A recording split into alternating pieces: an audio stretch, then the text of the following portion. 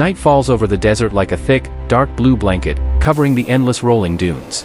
Here, when the sun disappears, the world does not become more peaceful, it simply shifts to a different kind of danger, colder and quieter. Night wind slips along the sand ridges, lifting grains into the air and turning them into thin, drifting smoke under the pale crescent moon. The upper layer of sand seems motionless, but just below it, another world is waking up. Creatures that hid all day in burrows, rock crevices, and dried root hollows now stir, listen, and wait for opportunity. In that darkness, two tiny monsters are about to step into the same arena, without knowing it. Just beneath what looks like an ordinary dune slope, a shallow tunnel shivers faintly. From the sand, a brown-black hairy leg slowly emerges, gripping the sandy wall. Then a second, a third, a fourth. Finally, an oversized spider body appears, a desert tarantula, its thick coat helping it retain heat and feel the tiniest vibrations in the ground. It pauses halfway, front body sticking out of the burrow entrance, its tiny black eyes catching the cold moonlight. For it, night is when the desert opens its pantry: crickets, beetles, young lizards, and sometimes even smaller predators if it is fortunate. The tarantula climbs fully out, seals the burrow mouth with a thin layer of sand, and turns the entrance into an almost invisible dent. Tonight, it hunts. Not far away, beneath a bare, dried thorn bush, another shadow begins to move. Unlike the tarantula, this creature does not exit a proper burrow but slides out of a shallow, improvised sand hollow, a solifuge, the so-called camel spider. Its body is smaller and lacks venom or silk, but it wields a weapon that many animals respect, a pair of massive jaws with a bite like metal cutters. Under the moon, those jaws open and close as if warming up before the hunt. The solifuge moves on long legs, its speed changing abruptly, darting like an arrow one moment, freezing the next, chest lifted, front legs raised like antennae catching signals. It lives by speed, recklessness, and the ability to exploit the smallest gaps in others' defenses. From above, the movement of the two hunters is just two tiny dots on a vast expanse of sand. The tarantula creeps slowly along a dune edge, keeping its body low, avoiding breaking the skyline and becoming an easy silhouette. The solifuge does the opposite, it runs in sharp zigzags, sprinting and stopping, etching a mad scribble across the sand. They have not noticed each other yet. But the desert, in its own way, already knows that these two paths are quietly bending toward one another, slowly overlapping. As the temperature drops further, the air layer hugging the sand surface grows still, carrying sound and vibration more efficiently. The tarantula halts, pressing its hairy legs into the ground, as motionless as a furry rock. In truth, this is when its ultrafine sensory hairs are most active. Every tiny tremor from a footstep, a beating insect wing, a falling grain of sand is translated into information. Somewhere ahead, something is moving differently, faster, sharper, unlike small prey. At the same time, the solifuge raises its body, lifts its front legs, and parts its jaws slightly, feeling streams of dry, cold air pass by. It does not sniff like a mammal, yet it senses the presence of something larger than usual, heavier, slower. Right now the desert is like a giant chessboard, each ripple of sand a square, each thorn bush an obstacle, each shallow depression a trap or hiding place. The tarantula chooses to hide in the terrain, using ridges to break up its outline. The solifuge chooses blitz tactics, rush in, pull back, constantly forcing any potential opponent to turn and turn again. Two hunters, each carrying a different philosophy of killing, are being drawn into an invisible center of that board, where the distance between them shrinks meter by meter, even as the deep blue sky above remains silent and indifferent. At last, they enter each other's direct line of sight on an open slope with few bushes or ridges to hide behind.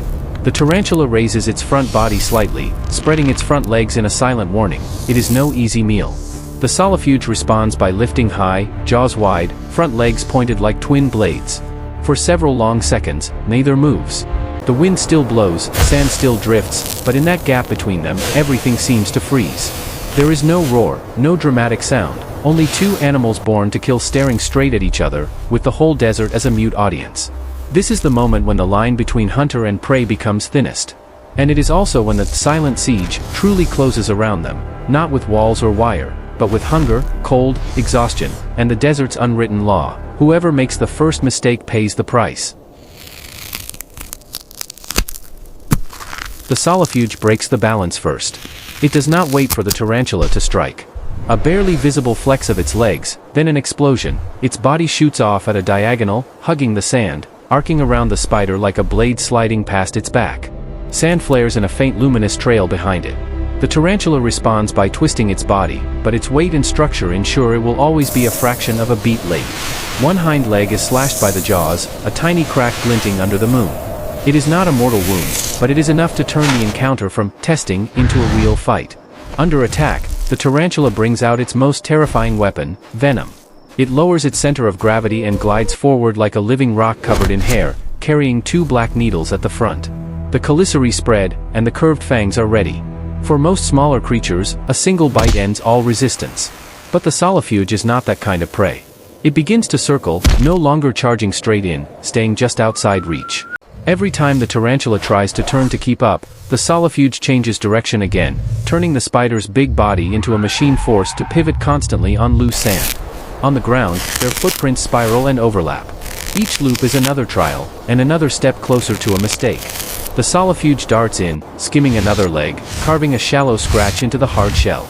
The tarantula endures the pain, suddenly stops turning, and lunges straight instead, throwing all its mass forward and slamming its front legs down where the solifuge just streaked by.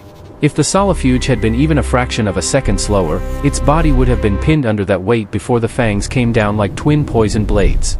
The fight becomes a sequence of almosts, almost bitten, almost crushed, almost drilling through a joint, almost letting a fang pierce the armor. Each time, sand erupts, then settles, while the wind erases a little more of the evidence. But nothing erases the marks on their bodies, another fractured joint for the tarantula, another long scratch on the solifuge's chest plate. Every small wound is new information for their instincts. This opponent is not like any other prey. Then the wind shifts. The desert decides to join in. Stronger gusts roll in from afar, raising sand into murky curtains that slice through their vision. Deep tracks fill, small blood spots stretch and blur. The tarantula, wrapped in a thick coat of hair, becomes a wind barrier, each blast making it sway and lose stability. The solifuge gains and loses at once. The airborne sand helps it hide, but also lashes its eyes and joints, making its own lunges harder to control. In that chaos, the solifuge adapts faster. It abandons wide arcs and starts vanishing inside each burst of sand. When a gust rises, it flattens itself to the ground, letting the moving veil run over its body, only a hint of legs showing. When the cloud thins, it springs up, moves a few steps, then disappears again, so the tarantula sees only brief, flickering shadows. The big venom spider now stands in the middle of a swirling dust vortex, turning and turning, no longer sure where it is striking. Waiting for a brief gap in the wind, the solifuge unleashes its boldest attack, a straight charge at the leg-body junction, where armor thins and softens. Its jaws clamp shut and bite deep. The tarantula shudders like a boulder under a drill, forced to lower its body and pull the bitten leg tight against itself, shrinking its imposing height. For an instant, the fight tilts toward the smaller hunter. It has no venom, but it can break the structure keeping its enemy upright. Yet the tarantula is not disarmed. In pain, it twists its front half hard, driving its head and fangs toward the creature clinging to its body. One fang scrapes along the solifuge shell, leaving a long groove and squeezing out a bead of venom that smears across the hard surface.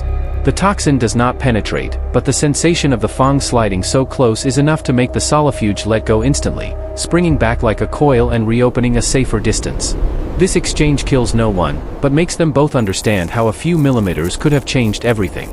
At last, after a chain of strikes, dodges, and counters, they stop and hold a wider gap. The wind still blows, but less fiercely, sand still flies, but no longer blinds them completely. The tarantula breathes slowly, its joints trembling. The solifuge lowers its body, jaws closed, standing just beyond fang range. In that space between them, no final blow is launched. Only one question hangs in the cold air: with these wounds and this level of remaining energy, is one more all-out gamble worth the price? Before either side can break the silence, the sky changes. A thin layer of cloud slides across, dimming the moon and darkening the desert's deep blue into something heavier. The temperature drops another notch, slipping into every tired joint. Vision, already limited, grows hazier, body outlines begin to merge with the dark sand. These factors favor neither side, yet they push both in the same direction, slower, colder, less precise. The night seems to whisper, enough. The solifuge understands that message first. Its internal math, the same instinctive calculus that has helped it choose suitable prey through many desert seasons, speaks up. This opponent is no longer a reward worth the cost. Its jaws are still sharp, but every step now carries the risk of turning it into the victim of its own recklessness. It is the first to turn away. Not fleeing in panic, but quietly withdrawing, sliding into darker troughs where the tarantula's silhouette fades behind it. The tarantula holds its ground for one more beat. It does not give chase, not because it lacks the will, but because its body signals a hard limit. One more full-speed pursuit, with cracked joints and worn-down stamina, might mean never making it back to the burrow. In the desert, dying from exhaustion is no different from dying in another's jaws. Either way, it disappears. So it turns, orienting itself toward the dune where its shallow refuge waits. Each step is a compromise, trading a potentially large meal for the chance to stay alive a few more nights. Dawn arrives slowly but surely, pulling the deep blue from the sky and replacing it with pale gold. As the light spreads, the battleground reveals itself, but not in any dramatic way. There are only slightly more disturbed patches of sand, a few dark dried spots where blood once was, all being reshaped by the day wind into new patterns. If someone came here in the morning, they would see no spectacle. Unless they looked very closely, they would only see another random corner of the desert. In its sand burrow, the tarantula curls its body, minimizing movement so its tissues can repair whatever they can. The cracked joint will never completely vanish, but its body will reinforce it with new layers, thickening the armor where it failed. Elsewhere, the solifuge finds smaller, more predictable prey that rarely fights back, gradually forgetting the feeling of a fang sliding so close to its body, yet keeping the useful part of the experience, avoiding heavy, insistent vibrations like those of a tarantula.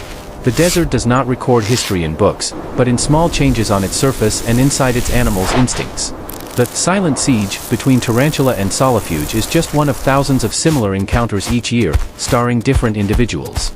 No one recounts all of them, no one hands out medals, and no monuments mark where the fallen lay. The only legacy is the survivors, carrying scars and behaviors adjusted around them. When night falls again, this very tarantula may stay deeper in its burrow if it feels vibrations like that night. This solifuge may change course as soon as it notices large tracks in the sand. And somewhere else, another tarantula-solifuge pair might replay a similar battle with a different outcome, one lying still in the sand, the other limping away with its weapon intact. Nature does not promise fairness, it only promises that the rules will not change, adapt, or vanish. Silent Siege, Tarantula vs. Solifuge, is therefore not just a story about two strange predators in a night desert, it is a small slice of that cold logic. It reminds us that every tense, dramatic moment we see on screen is, for them, just another ordinary life-or-death decision. For the tarantula, retreating that night is a victory because it lives another day. For the solifuge, walking away from dangerous prey is a victory because it preserves jaws and legs for many other kills. And for the desert, it is only one more night, among countless nights, in which those who step into the ring of sand learn, one way or another, where the thin line between life and death truly lies.